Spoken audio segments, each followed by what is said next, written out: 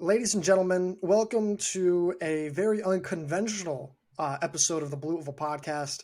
My name is Garrett Zatlin. No Ben today, but I do have John Cusick, the D2 and D3 editor here at the Stride Report.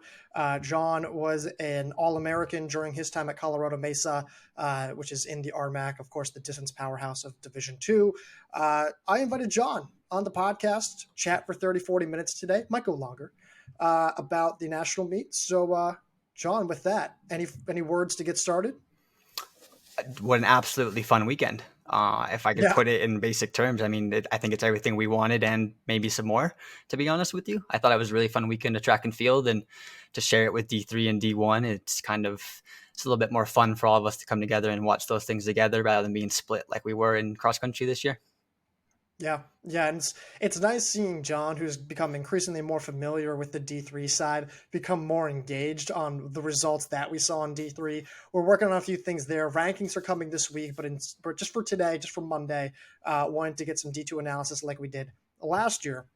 John, we're going to start women, men. We're going to go in the order of the finals of the distance event. So we're going to go 5K, DMR, mile, 800, and 3K. Let's start with the women's 5K. This is a pretty straightforward race. Lindsay Cunningham, Brianna Robles, and Florence Yuanajeza. Sorry if I'm butchering that name. They kind of separate fairly early on. It's those three. Then it's Robles and Cunningham. And then Cunningham, for the last few laps, pulls away, powers home. A very convincing front-running win for Cunningham. Your initial thoughts when you saw the race play out and the final result? It really came down to just kind of what we all expected. I think we kind of hashed out in our Slack group a little bit that this is kind of what we thought was going to happen. We knew it was going to be a championship setting record. It had to be after Cunningham soloed that 15:48 at N6. And then after Robles ran 15:47 at Boston, we knew we were in for some fireworks. And I think we got that. I think I'm a little bit more surprised that Cunningham ran away with more than a mile to go. I thought Robles would probably hang a little bit longer than that. But she ran 15:41, Cunningham did, and Robles ran 15:51, only 4 seconds off of her personal best. So it's not like she had a bad day, right? We can't sit here and say, hey, Robles got beat because she had a bad day. I think she just got beat by the better competitor right now. And I think running 15:41 and breaking Robles's collegiate record of 15:47 is, just kind of the truth of the matter right there. John, I have to say, have you looked back at your predictions? I have not. You and gosh, I'm just trying to look here. You and Marissa did very well. You had Cunningham, then Robles, then Yuanajeza, then Baker. That was the exact four. You guessed correctly the exact four. You had Precious Robinson in fifth. She was sixth. You had Lauren Kiley sixth. I think she was a little bit further back, and but like you did a very nice job. Now that I'm going back and taking a look at this, a few surprises towards the back end of those results. But let's actually go there and talk about the back end of these results. When you kind of take a look down from like fifth place down, what were the ones that you're like, oh, that's a pleasantly surprising performance? I like that. The first one, obviously, is Elizabeth Walmsley. We talked about her a little bit in cross country. She kind of showed up and kind of came on for Cedarville and was a big reason for their success this year on the grass. And it's clearly she translated that and peaked at the perfect time, running 16:29 here. I think there was some confusion with her at the end of a race where I think she ran an extra lap, which I am so sorry. That is very painful in that position. So, but I thought she did really well. And honestly, Emily Sholkoff, Molly Maxon, Kira McGill, I think all four of them, 7 through 10 right there, ran really well. Sholkoff with the personal best there. Maxon, we knew this was going to be kind of the thing for her. Is she going to be able to grind it out long enough? Will she be able to kick with some of these other women? She came pretty close, if you ask us. It came down to kicking, and she just missed it by a tenth of a second. And Kira McGill, it's hard to be mad about her running 16:25 and then coming back and run 16:33 fresh off an RMAC title.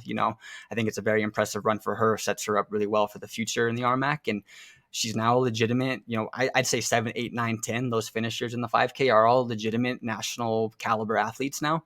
And they've proven that just at this indoor meet on the heels of running well at cross country, which is something we really like to see. Yeah, I completely agree. Adams State had all three of their women emerge as All-Americans. Grand Valley State had no All-Americans. Lauren Kiley, Casey Ritma, and Sarah May. Scale of 1 to 10, how surprising is that? I'd say like a 4, if I'm Mhm. honest. I feel like not that they were outclassed or whatever, but Kylie, in my opinion, was definitely the best one in there. And I think you said I had her sixth. She ran a personal best 16:36. It's hard to be mad at that race. Yes, you'd like to finish in the top 8, but she's just a freshman. She's going to be really good for that team, and she's probably the next, super. I don't want to get ahead of ourselves and call people superstars in their freshman year, but the trend is with Grand Valley State and Adams State, when these athletes run well in their first year, it's usually a trend that they're going to run well the rest of their career, and I fully expect the same thing for Lauren Kiley. Yeah, yeah. I mean, it's after the way she ran in the fall, regardless of how she performed today. I mean, it's hard not to say that the ceiling is ridiculous with her. It's maybe endless. Let's move to the men's 5K.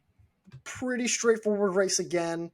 Powell's up there. Awad Baraki's up there. Powell with, I believe, what, 600 to go, would you say? Kind of makes a pretty definitively hard move.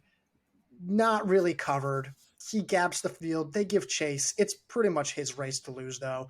Crosses the line, 13:48. I mean, no one's really even close. It went Baraki, 13:57. John Lucas Becker, 14 flat. Zach Kreft, 14:01. Matthew Storer, 14:03. Afaworki Zeru, 14:06. Clement Duego, 14:10. And Simon Kaladi, 14:10. Do we have to talk about Powell and Baraki? No, that's the one to finish. I think most people expected, and if there was any challenger to Pal, it was going to be Baraki, and I think you stated that in your preview, and you couldn't have been more true. Couldn't have been more right. Right, right. John Lucas Becker, third place. I feel like this is a very validating race for him. Where were you expecting him to finish? I'll go back and look specifically at where you had him. I definitely had him finishing as an All-American. I thought running 13, I think 13:47 at Boston as a tune-up was a really good decision for him. I thought it prepped him well for this kind of race where it was going to be a little bit more tactically sound. And this comes from me saying tactically sound because they were racing for second, in my opinion. I think everybody in that field knew they were racing for second. They maybe won't admit that to us if we asked them that straight up, but I do think Dylan Powell was kind of, the gravity of his ability to run a 5K the way he does is definitely is an impending, painful scenario that I think some athletes have decided, if I can race for second, I'm going to race for second. But yeah, I think this is huge for Becker, in my opinion. Yeah, I agree. I think this is like he just deserved it, and he needed it. He's just been close, and I think now he was like, okay, I kind of know what I'm doing here, and it showed. Um, you had some pretty nice predictions. You had Becker in third. You pretty much had a lot of guys like one or two places off within the All American range. You had a really nice, good one here. Fuene or Fune. I have no idea how to say Duncan Fuene's last name, but Cole Nash. You're a big Cole Nash guy. Much like, excuse me, much like Ben is a big Brian Fay guy. Um, he did not have his best race. So let's talk about the latter half of some of these results here. I mean, really outside of maybe like Fuene, maybe Nash, outside of maybe some of those guys, could you say that this was maybe the most predictable race of the weekend? Yeah, I would agree with that comment quite a bit. I would agree that you could say 10 of those guys truly were going to finish where they finished. And you could make an argument, they could finish in any order from 3 to 10. But I do think it's fairly predictable that we saw athletes finish where they finished this weekend. Yeah, I mean, it kind of seemed to be the case. I know you were a big Nash guy. I think Nash is going to be great in the 10K. I really do. He seems great there. But all right, let's move on. Pretty predictable. Women's DMR. This is going to be might be my most exciting race to talk about. Thrilling battle between Adams State and Grand Valley. Adams State, Grand Valley. I believe it was Adams State out early. They get a pretty significant lead because Stephanie Cotter is on the leadoff after coming back from the mile prelims, and we'll talk about that in a moment. They hand off to Jessica Simon and then Nicole Lawrence and then Ava O'Connor, who I kind of liked. If they weren't going to put Cotter on the anchor, I did kind of like O'Connor on that anchor. Grand Valley State, though, not too far behind. They do get Claudia O'Malley through the 1200 leg to Kate Zhang to then Taryn Chapko, who then just maintains it. And then you get Natalie Graber, who has been so good this year. And she had never been better until now. Going in to that final anchor, Adams State had about a 3 to 4 second lead. Graber pushed, closed fairly early, and then with a lap or two to go, maybe 2 or 3 laps to go, she gets the edge on O'Connor, and she pushes ahead of O'Connor. In the end, pretty convincing win for Grand Valley State. New collegiate record in 11-12. Graber split 439 despite O'Connor splitting, 443 it says here, which is incredible, 11-12 to 11-16. The question that we will continue to talk about this week and maybe into next year when we talk about the DMR, Stephanie Cotter running the 12 instead of the anchor. Do you A, believe this result is different if Cotter runs on the anchor? And then B, do you think Graber makes that move to pull away from O'Connor in the same way that she would have if Cotter was there? First, yes, the result I think is completely different. I shouldn't say completely different. I think the team switched places. And two, absolutely not. I don't think Graber makes that move. It is very hard to make that confident of a move against somebody as credentialed as Stephanie Cotter, especially in what we would consider her specialty event at this point. I think she's arguably one of the best milers we've ever seen in Division II. She's clearly the best miler in Division II right now and has been through her reign as a Adams State athlete. I just don't know. I just have so many questions. I've been trying to break this down since I watched this the other morning. And I need to be clear, I didn't get to see the DMR live, so I went back and I didn't have all of our friends to spoil us here. I was blown away. I couldn't believe what I was watching in the morning. I found the group chat that you guys made, saw that she was leading off, and when I watched it, I didn't believe it. I couldn't believe my eyes. And my biggest question here is, why is she not on the anchor? She will make up any gap that is formed, in my opinion, between that 800 and 400 leg or the 1200 and 400 leg. I mean, you saw they had 3 seconds on Grand Valley State going into the 400 meter leg. And you're telling me Stephanie Cotter can't make 3 seconds up in a mile? I just don't think that's true. Yeah, yeah. I mean, we should. So here's the thing. I agree with everything that you just said, and at the same time, I want to recognize how incredible Graber was. Just 439 split. She was incredible. That might have been one of maybe top 3 women's D2 anchors that I've ever seen. I mean, that's up there. And also at the same time, just because we're saying Cotter should have run on the anchor does not mean that O'Connor was not great. Like, she ran a great race. 443 on the anchor is a phenomenal race. In my opinion, though, when you take a look at her skill set from 800 and the mile, the sweet spot is the 1200 for her theoretically. So I was a little surprised that was the move being made. I can imagine maybe trying to preserve something. I can at least appreciate, if Graber doesn't have the leg she does, or if O'Connor somehow pulls away and they get the win, we're praising Adam State and being like, well, what a great move to put Stephanie Cotter on the leadoff leg. It's a lose-lose situation for them, or maybe just at the other end of it, I should say. So I get that. I respect that. Just one heck of a race. Let's talk about some of the other relays here, though. Which relays surprised you when looking at that All-American mix?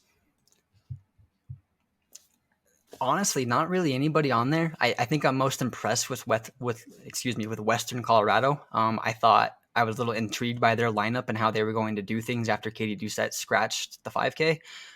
She ran 4:49. That's a huge run for her. She gets them into 3rd place. Claire Peters has been wonderful for Colorado School of Mines. She clocked 4:49 on that too, coming from NC State's club team. She just keeps improving, and that's something you really like to see. UC Colorado Springs, they were mid-distance U last year, so it's not really a surprise there. And then I think the veteran leadership of PJ English and Amanda Montplaisir here have kind of gotten Minnesota State and Augustana into those top 8 spots.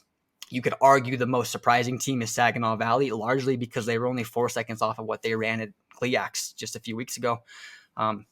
I know Grand Valley didn't run their A team, but it is worth knowing that Saginaw Valley did beat them at GLIACs, which is something that is interesting. That it kind of gave them some validation that they belonged in this field, in a 7th place finish. Kind of indicates that they've got some really talented athletes, especially with Alexa Kaiser kind of getting back to how we saw her as a freshman a few years ago. Yeah, I really like Alexa Kaiser when she's firing on all cylinders, and she's been, some seasons have been better for her than others, but when she's firing on all cylinders, she's split 450. That's kind of the differentiator between why the Cardinals were All Americans and maybe not. So I can appreciate that for sure. Let's move to the men's DMR, an interesting race. Wingate, with a handful of new guys, takes home the title 942. Reese Smith of Northwest Missouri almost pulls off the upset of the weekend, maybe even the season. Settles for second, 943. He split 358. Ryan Riddle, 358 for the third place Missouri Southern men. CSU Pueblo fourth and 945. But it was Wingate. Hazma Shahid kind of pulls away from Richard Manuel at some point in that anchor leg, kind of gives them a little bit of the edge, and he maintains basically for the win. The Wingate men, at what point are you ready to say, or will you be ready to say, is it now, is it a year from now, is it 2 years from now, that they are going to be or are on the same tier as Adams State and Grand Valley State? When does that happen? At least a year from now, at the very least. I'd like to see them they don't have to necessarily replicate the second place finish at cross country nationals, but I would like to see a top 5 performance again. I'd like to see them perform like this every single year. The biggest thing about them is they're really good at cross country, and sometimes it just doesn't translate to the track. I mean, Hamza Shahid wasn't even part of this team's cross country roster this fall. He came out of nowhere. That's huge. Jacob Retschlag is a really good miler. Not quite good enough to qualify as an individual, but he's a huge leg on here. We just kind of need to see a little bit more depth from them, in my opinion, and then I can kind of consider that they'll be on the same level. The biggest thing, though, is the historic accolades of Grand Valley and Adams State. Until you start rattling off national championships or national champions, it's going to be hard for me to kind of put you in that same discussion. But we're well under we're well aware of who this Bulldog team is. Their coach is really, really good. He's done a lot of great things with their athletes in a short amount of time, and I don't think it's stopping anytime soon. Is it fair to say that in terms of getting to that Grand Valley State, Adams State tier, which is such a ridiculous tier to even get to and to begin with, is it safe to say that of the remaining teams, Wingate has the best chance of getting there? Yeah. Yes. I would give some other teams, I'd put other teams in there with Wingate, but yeah, they are up there, probably the one with the best chance tied with a few other teams and getting to the same level as Grand Valley and Adams State. I would say that's definitely true. How soon it happens is a good question, though. Would you say that they are the fastest rising distance program, though, right now? Oh, yes. In terms of the upper tier? Yeah, definitely. And I think we're in agreement. Let's talk about some of the others here. Reese Smith splits 358. When you're seeing him close this gap, when you're seeing Northwest Missouri, which I don't think, maybe we didn't have anyone kind of predicting that. What are your thoughts when you're watching that? One, are we going to see a blow up from Hamza Shahid when that's happening? And two, is Reese Smith really going to power down the last 150 meters of this track and really catch this guy who just had 15, 20 meters on him? Because I was shocked where I thought the race was over with 150 meters to go and Reese Smith came out of nowhere. We know how good Reese Smith is. I don't think we should be surprised by the 358. I think we should be surprised about how good this Northwest Missouri team was. Yes, Reese Smith had a huge part to it, but they had an athlete here run 153, 302 on the 1200 leg. Those are big time legs to be competitive in the DMR. They don't get second place without those legs, in my opinion. I feel bad for CSU Pueblo here. I feel bad for Richard Manuel, who kind of got the lead. He just basically got sat on by Shahid, and I think that kind of brought a lot of people along, and we saw some really nice performances because somebody had to set the pace, and it just happened to be Pueblo. And it brought, you saw two unreal performances on the mile leg, 2 sub-4 anchors. I don't think we saw that. We haven't seen that for a couple of years now. I could be wrong with that, so don't immediately quote me, but it's been a while since we've seen a race that close in the last 25 meters. Western Washington, no one had them as All-Americans in our predictions. They finished 7th. Are they the biggest All-American surprise? Is that fair to say? Yeah, I would say so. Largely because I thought Drew Weber would be on their anchor leg, and he actually ran the 1200, which kind of suits him probably a little bit better, to be honest. So I thought it was a smart decision by Western Washington. Will Henry ran well. They didn't need much more than that 408 kind of mile. It would have been nice to see him run a tiny bit better, but I think they're the biggest surprise out of those top 8 teams right there. I'm surprised no one, only you picked Mississippi College for an All-American prediction. I'm surprised. I don't know. I kind of thought they were a very complete relay. They got six. Okay, let's move off of the DMR. Let's go to the women's mile final. Stephanie Cotter is really good. She won 449. Like, do you have anything further to say before I move on? No, I don't. Excellent. Great. Cotter's great. We're moving on. Kaylee Peterson with the race of her life. Yes, I'd say so. I would say Yeah. so. Yeah. Okay. Second place, 451. Snags the silver from Eleonora Kurtabi, who runs 451 as well, 2/100ths of a second behind Peterson. Kaylee Byer with a really nice race as well, 451 for her. Claudia O'Malley, 452. Courtney McCalladin, 454. Allison Beasley, 456. Megan McCleskey, 456. And Meg Shesky, 458 in ninth place.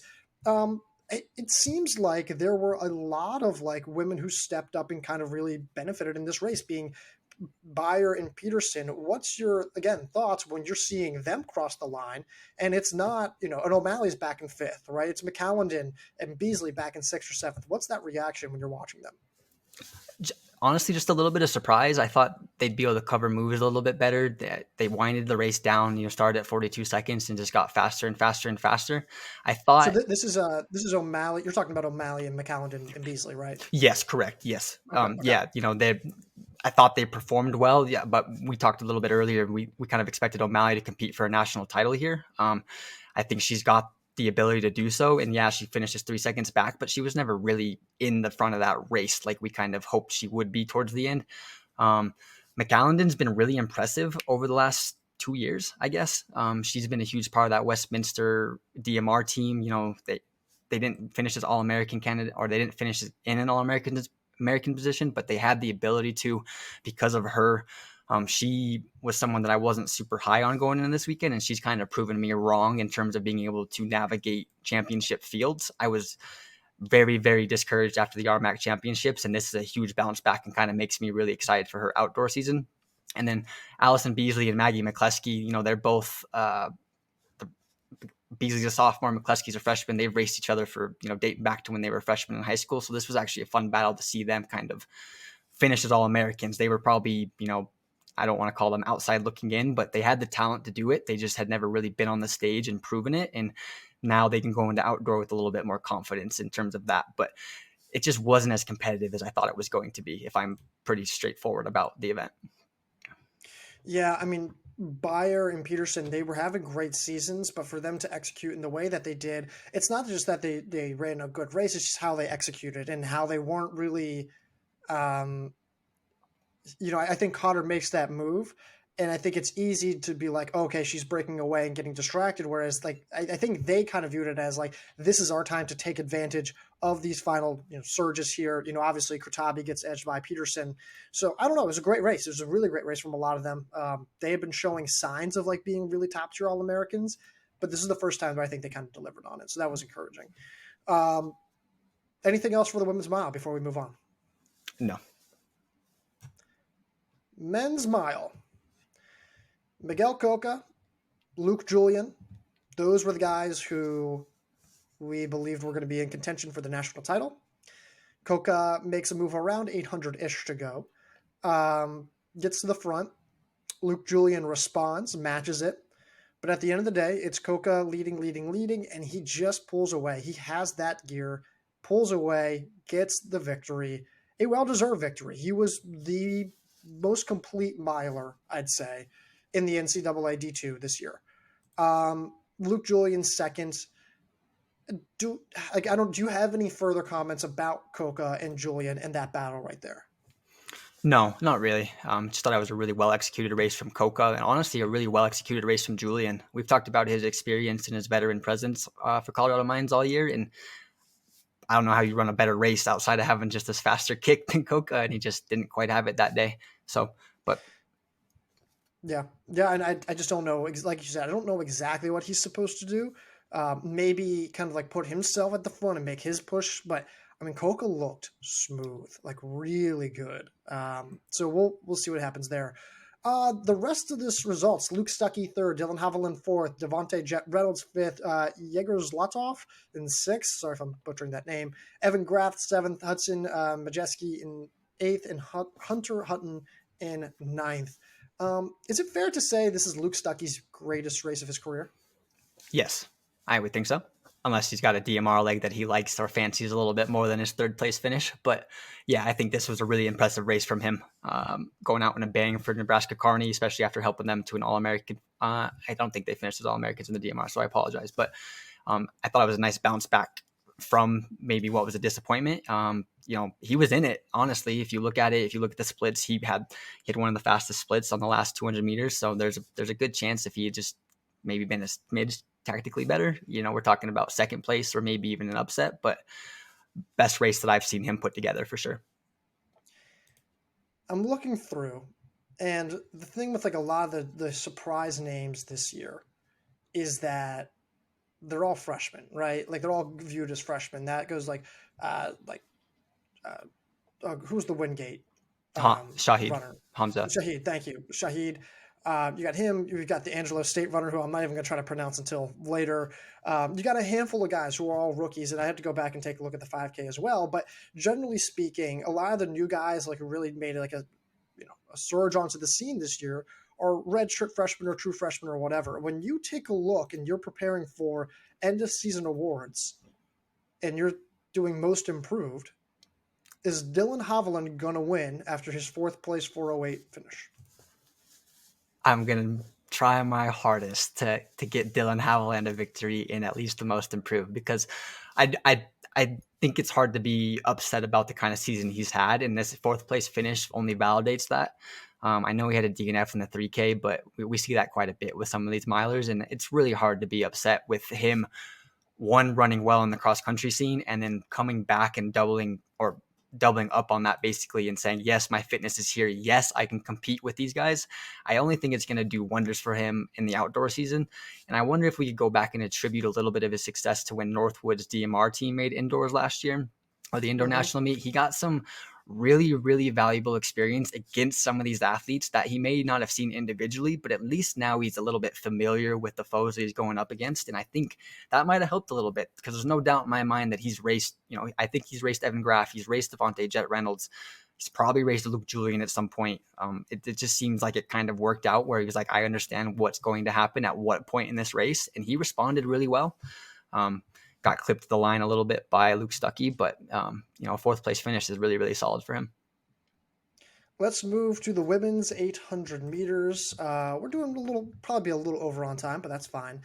Pretty straightforward race here. Vanessa Anite, I'm sorry if I'm butchering that name, pretty much pulls away around what I think like a lap to go.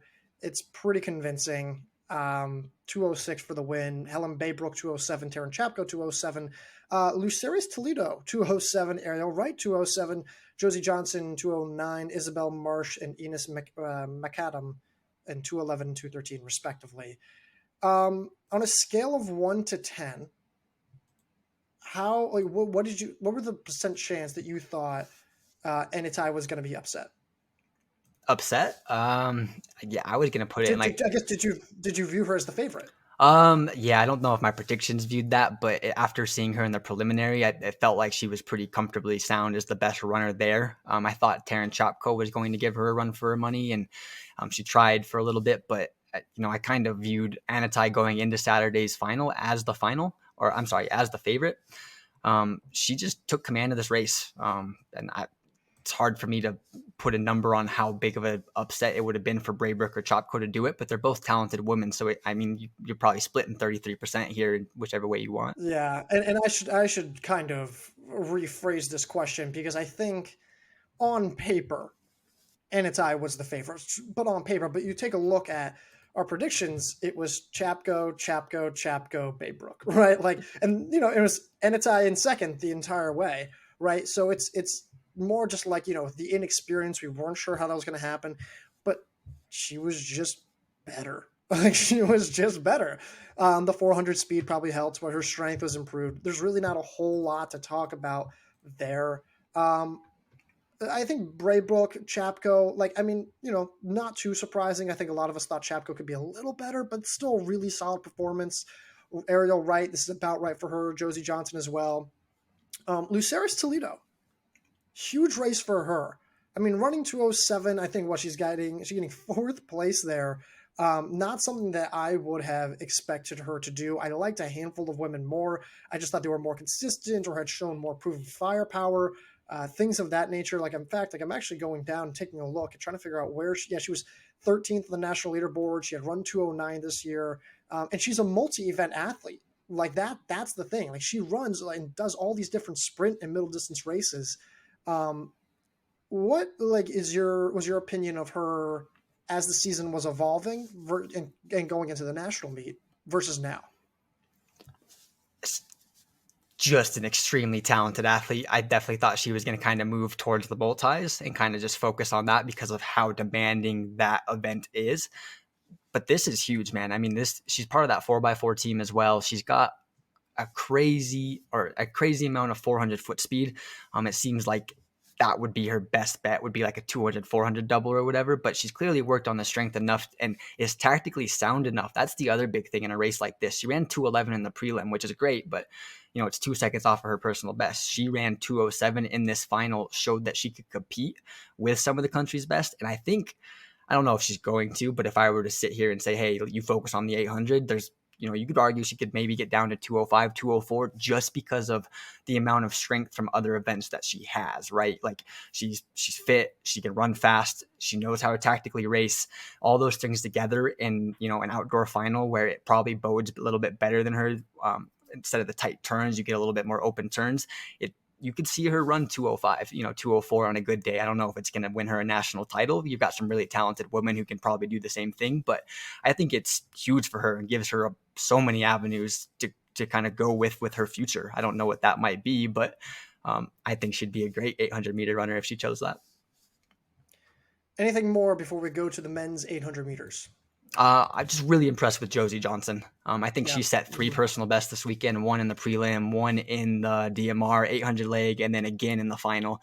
And I don't know if anybody saw her reaction, and maybe this is just a one-off, but after she didn't break 210 in the prelim, and I saw how she celebrated after she didn't break 210, but she qualified for the final, and I could tell you from the celebration she was going to break 210 the next day, and she needed to be an All-American. So just really happy for her. Just really good races from her, in my opinion. Yeah, she was. I mean, you're right. The progression is really impressive. I mean, she literally went from 218, 216, 214, 212, 210, 209. I mean, you literally cannot get more perfect progression than that. That's a great call. I'm glad you said something because I don't know if that's something that a lot of people, including myself, would have recognized. So, let's now move to the men's 800 where, oh my gosh, what happened? This was incredible. And I'm going to butcher this. I'm sorry. Freshman from Angelo State, a Moroccan recruit, Usama El Bushabi, Bushabe. Sure, let's go with that. Bushabe just guns it from the front, goes through in 51.99. Wes Ferguson of Nebraska Kearney, really the only guy to go with him. Maybe Buteri Ruganerwa, Richard Manu will try to stay with, but it's Buchebe and Ferguson really for the second half of this race. Ferguson, to his credit, tries to make multiple moves on that final lap, try to get around, but to Buchebe's credit, he never lets him in. It was one of the most impressive strength-based races I have ever seen. Not just because he ran super fast for the entire time and was, aggressive the entire way, but it's because he was forced to surge. He was forced to block Ferguson when he probably didn't want to. And I wonder now if you're Ferguson, you're like, A, what the heck am I supposed to do? And then B, should I have waited to make one definitive move at the curve? And that's I just don't know if it's fair to say that for a guy who just ran two guys who just ran 146 and smashed the former record, which Buchebe broke earlier this season. I don't know if there's anything Ferguson could do different. We talked about how brilliant he is as a tactical 800-meter runner. Maybe he had some tired legs from anchoring wet Nebraska Kearney in the DMR the night before, but this is exactly kind of what we expected. I kind of thought you'd see Reece Sharman, Newell, and Butari, Ruganero up there just a smidge more, just because it does play into their strengths, in my opinion, a little bit, going out hard like that. But it's hard not. We could discredit anybody in that field, but it's really hard not to just credit El Bouchebe here and say he ran the best race he could have run. There was only one way to win this, and he ran it that way. He knew we had to run under 147 to do it, and he did it. And you're not wrong.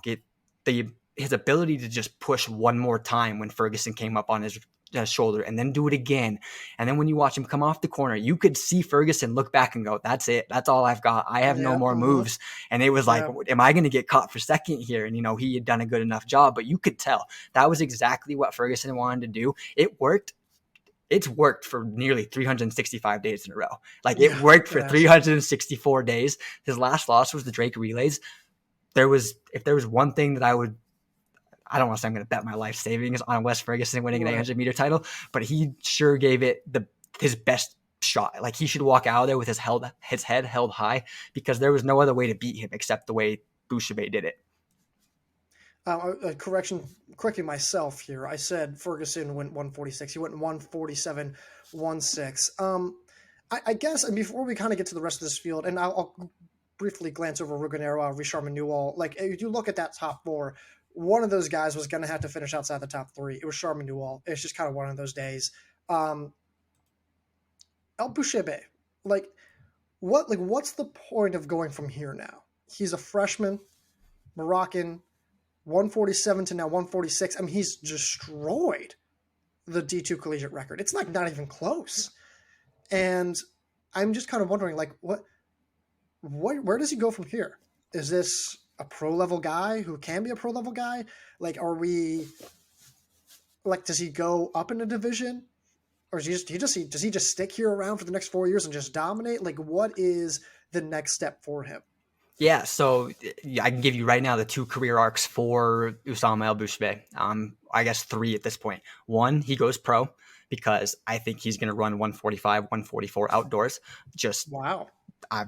I'm based off of how he just raced that final. You put him in a race against any Division I athlete, that is faster than him. He's just going to run with them, right? He might bonk, but they might run him to full 145 while somebody else runs 144. That's the first arc. He goes pro. Two, his career looks like Thomas Staines. He wins the next, 800-meter championships you want to give him or whatever. He, helps Angelo State win a couple 4x4s if he has to, and then goes on and does his thing. Or three, he's Ayman Zahafi. He moves up to Division I. He runs 144, 145 at Division I, and we pray that he doesn't get hurt. And he kind of does what he's doing now. I don't think any direction's wrong, to be honest with you. I think he's going to be successful no matter where he goes. But I think it's a testament to Angelo State, how well they do with some of these athletes. And it's been a while since we've seen a real half miler for Angelo State, but they've been so good with their 400-meter runners that it was only a matter of time before they got a talent like this and bumped him up. And you're seeing what that looks like when they bump him up in a proper fashion. See, this is why it's good to have a guy with a D2 background. I wouldn't know the Angelo State background below the 800 meters, so I'm glad you were able to enlighten me there. Talk about the rest of this field. Again, Dylan Burrows, 5th place. I got to go back and take a look here, just check and see where everyone had him. And for the most part, it was no one had him as an All-American. Why did we miss him? Just wasn't truly sold on what he had done. I thought there were some more talented athletes. They put 10 into this final due to some other issues, and navigating a 10-man 800-meter field is valuable in itself. But yeah, if my personal opinion, I just didn't see enough from him. He was outside the top 10 on the national leaderboard. I think when the season closed, it just felt like they were just going to be, if he had a lifetime performance, it felt like somebody else was going to also have a lifetime performance and just be a little bit in front of him. And that's no knock to him. I thought he had a great season. He was one of the first breakout stars at the beginning of the year, just in December, and then carried that into January. So I think it's a well-deserved 5th place finish for him. I just thought there might be a little bit more talent in that field. Anyone else you want to highlight specifically in the latter half of that field? Two people. The first is David Cardenas. He got put on the DMR mile the night before instead of Miguel Coca. And I'm wondering how that, plus him taking a fall in the 800 meter prelim, kind of played into his final. To get sixth is Mm, still really impressive, in my opinion.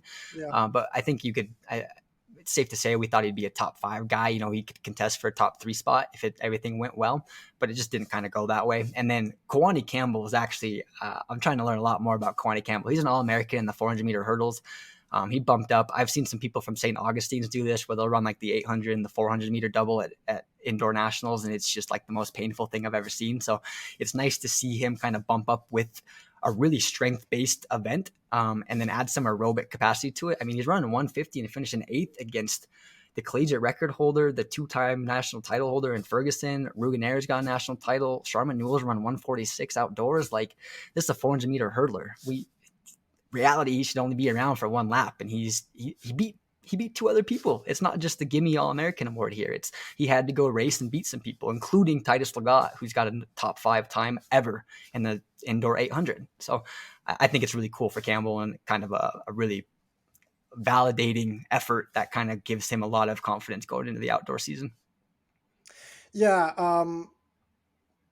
And I'm just kind of looking through here. A few of the there's a few prelim surprises. First off, Kendall Brandon finishing 7th. Shout out to my mom's alumnus, IUP, Indiana University of Pennsylvania. Never been. I've never heard anything about the university, but shout out to IUP and shout out to Kendall Brandon. He's had a nice season. And then you kind of just take a look at some of the others, though. I don't know, by the way, if Kendall Brandon. I think he was the one who got in on the protest. All right, there was a prelim. Yeah, that's right. Okay, so that's what happened. He basically got in there despite running 205 in the prelims, and you take a look at some of the others though. Some surprises: Tanner Meyer, Scott Spinastra, Drew Weber. You kind of take a look at Drew Daly. Drew Daly was the one I think we were all very high on. Were you surprised to see that many main contenders out of the finals? Yes, I was. Even with this 10-man field, I was a little bit surprised at who that was. And there's a very good photo of, I was just on Instagram. If you go to Colorado School of Mines, you can see Tanner Meyer. You can see this whole thing about, Tanner Meyer went down, Cardenas went down. You can see Brannon kind of almost going down too. And I believe that's where Brannon and Cardenas both got into this final, is because of that fall. I think they got kind of interfered with. So I told people in Slack, I thought it was a really cool thing. A 10-man field on a 200-meter track for 800 meters is basically just like roller derby at that point, So it was fun to watch. But yeah, Tanner Meyer, I'm high on Tanner. I really wish that we would see a little bit more consistency with him. He's run 148 before, and it feels like if he gets in the right type of national final or the right type of, Division I field, whatever it may be, we're talking about like a 147, potentially just breaking 147 kind of guy. He's got the foot speed to do it. Drew Weber, I thought was going to run a lot better. Drew Daly, I don't know if I can pick him to make a final until I see it anymore.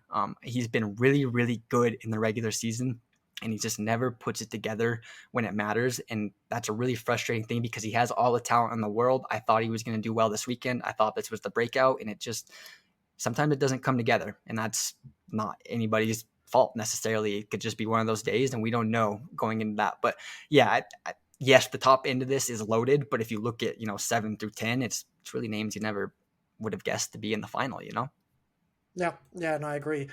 Despite that, you were the only one who did not have Daly as an All-American, which is an interesting take. So you're sticking to your guns, is basically what I'm saying. You're holding strong in your convictions. Let's wrap up here. We're going to the 3,000 meters. We got the women's 3,000 meters. Oh my gosh. Stephanie Cotter, Brianna Robles, 906 each. Both go under Eleonora Katabi's previous 3K record that she set like 4 weeks ago. Cotter wins it. I don't know what more she has to do to be the D2 GOAT for distance running, at least. I just don't know. Like, I think we asked the question after cross, but like after this, what more can she really have to do? Really? The only thing that's left is to go win a 5K title on the track. And I'm telling you right now, I'll be the first one to go in there. She could have won the 5K, the mile, and the 3K this weekend easily, in my You think opinion. she could have won the 5K with I Lindsey I Cunningham do. running as fast as she I did? do. You Yeah, really? I do think so. I don't know if it I don't know if I'm there yet. I'm that's not fair. there. And I don't know if they would have run 15:41, but I think you put them in a race situation together after watching her run a 6K on the grass and run away from all those girls. I really do think we would see some fireworks. You want some real fireworks? Let's get Stephanie Cotter, Brianna Robles, Lindsey Cunningham, Florence Uwizuneza all on a 400-meter track and say, go and see what happens. And I think you see fun. I'll call it fun. I mean, Robles was amazing. Her running 206. Like, if you just get her on the right day, she can run a D2 record, just kind of as we saw. The fact that she was even that close to Cotter is pretty, like, I'm so impressed, but also, like, let's go down the list of results. Cotter with the win, 906. Robles with the second place finish, 906.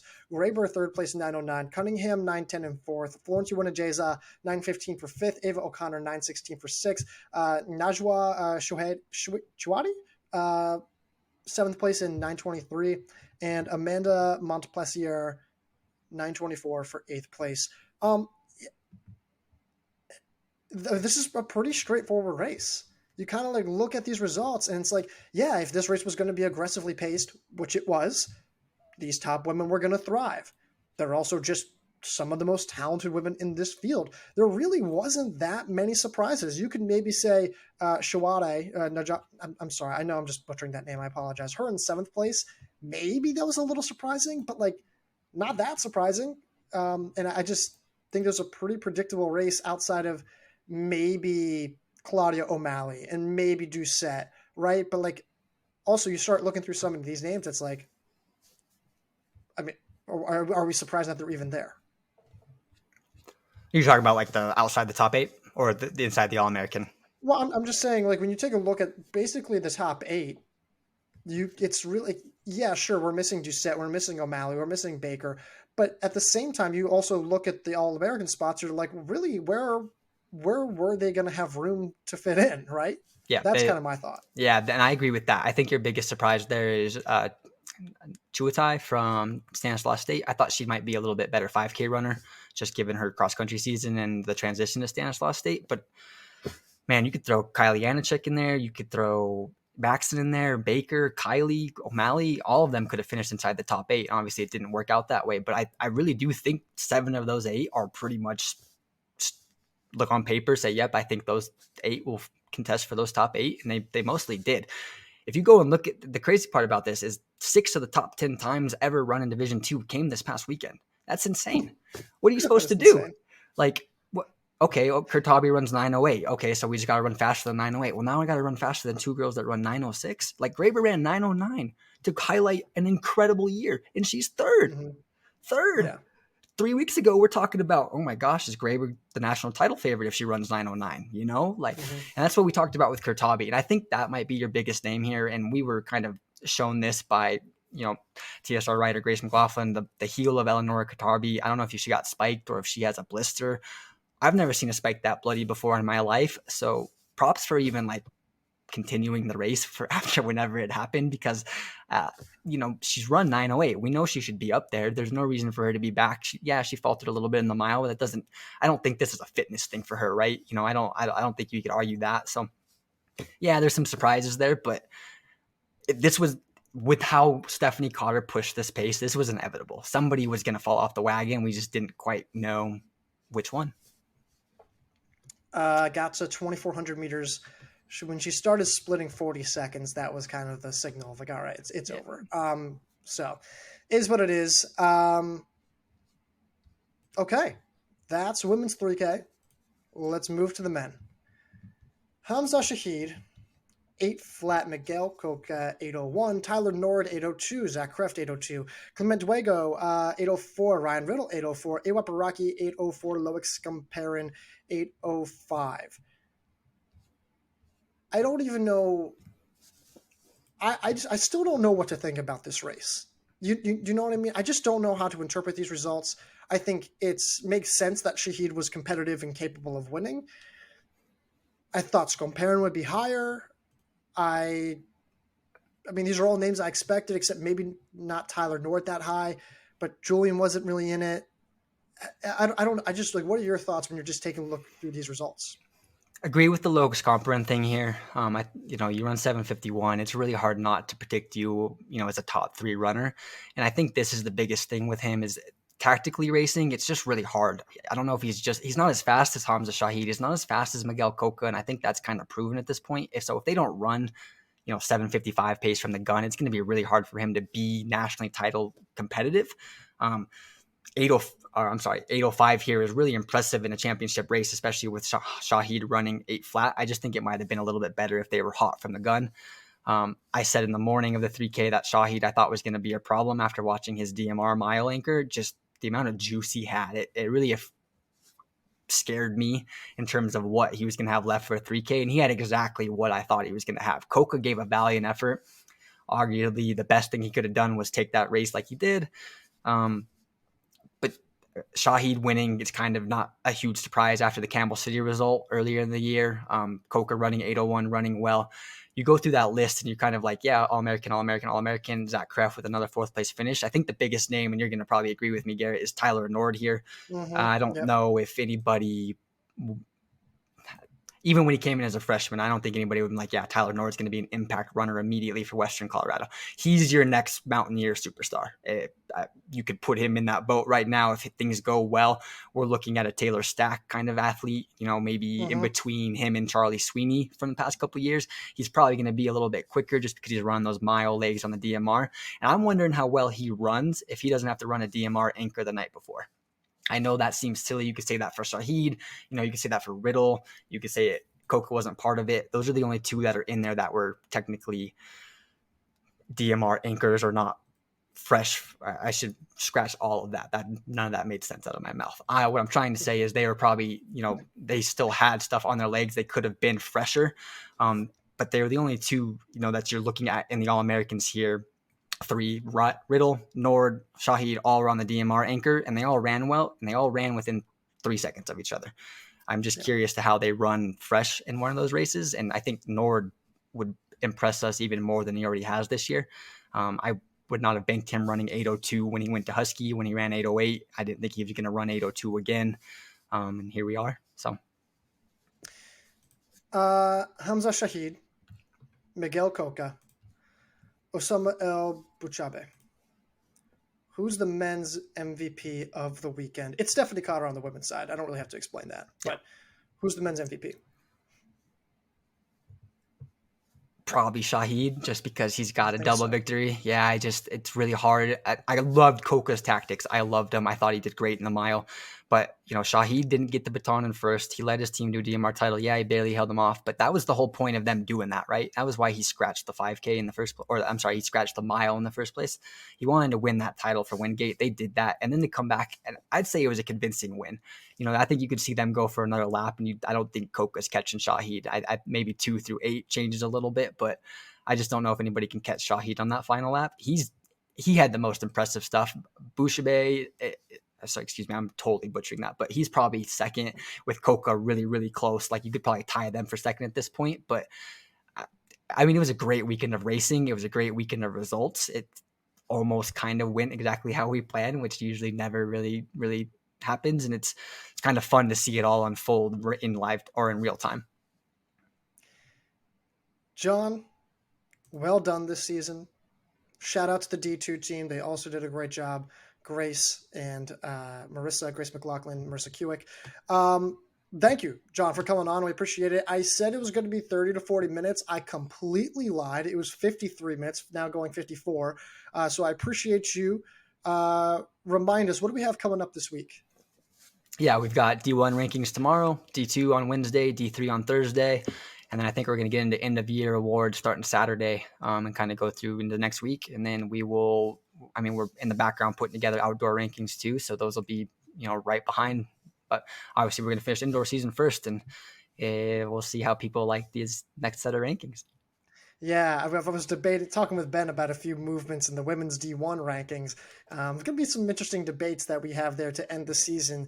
I think the outdoor rankings for anyone listening, we'll probably just make an update on the first one. Trying to redo rankings for the spring doesn't really make sense until we do the first update. So just an FYI there. Thank you to everyone listening. 5-star rating and review on Apple Podcasts. Please do it. Leave a comment too. Would be a big deal. I know you don't think it does. It is a big deal.